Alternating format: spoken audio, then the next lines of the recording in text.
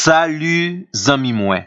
Jodi a, nan numéro 582, nan rubrique nou an, ma Bible, mon trésor, nous toujours dans Psaume 103. Et même Jean avec David, non seulement n'a compté les bienfaits de la bonté de Dieu envers nous, mais aussi n'a béni l'Éternel. N'a prend le soin pour ne pas oublier aucun des bienfaits de la bonté de l'Éternel envers nous.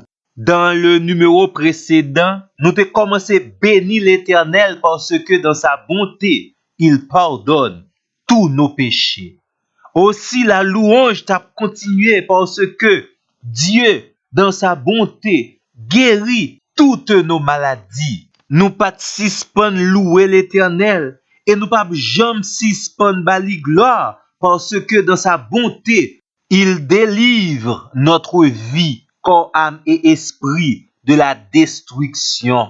Et parce que nous sommes petits bon Dieu, toujours dans Psaume 103 verset 4, l'Éternel voulait nous sembler ensemble avec elle. C'est pourquoi il nous a couronnés de bonté et de miséricorde. Quelle grande grâce, mes amis! Seul monde qui gagne bonté en abondance, capable sans crainte et sans peur, couronnez-nous de bonté et de miséricorde. Dans verset 5 là, nous jouons l'autre occasion pour nous demander nam nous, pour nous passer l'ordre à tout ça qui en nous, pour yo bénir l'Éternel.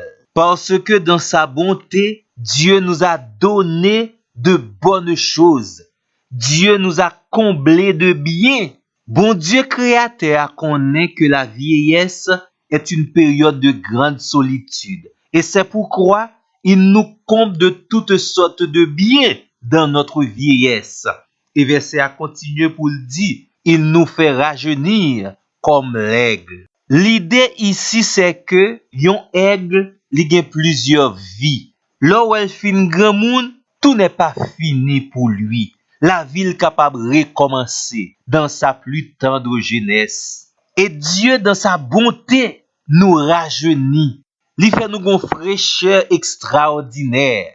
De tout cœur, nous bénissons le Seigneur pour toutes les nouvelles vies qu'il nous a déjà données. Nous disons merci pour toute vigueur qu'il mette en nous. Zami moi, tendez yon l'autre bienfait de l'Éternel. Si jamais ou te prend le temps pour compter adversaire yo déjà, c'est bien.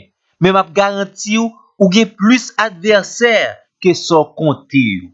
Tes oppresseurs sont puissants et nombreux. Et les au campé contre vous-même, que fait l'Éternel?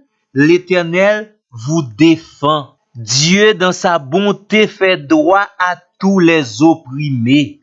Ou vivre dans société, côté tout le monde a tenté pour exploiter ou. Misère, tracas, douleur, tête chargée, maladie, pas regarder personne. Mais Dieu lui-même, il veut vous faire droit. Dieu, il fait droit à tous les opprimés. Ici, nous sommes capables de dire oppresseur yo, adversaire yo, y a rencontré babou bab avec l'Éternel. Parce que dans sa bonté, Dieu a décidé d'exercer ses jugements pour moi contre mes oppresseurs.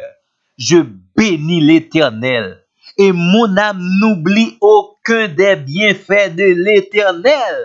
Au verset 7, toujours Psaume 103, pour ne pas égarer sous chemin, Dieu, il nous montre la voie.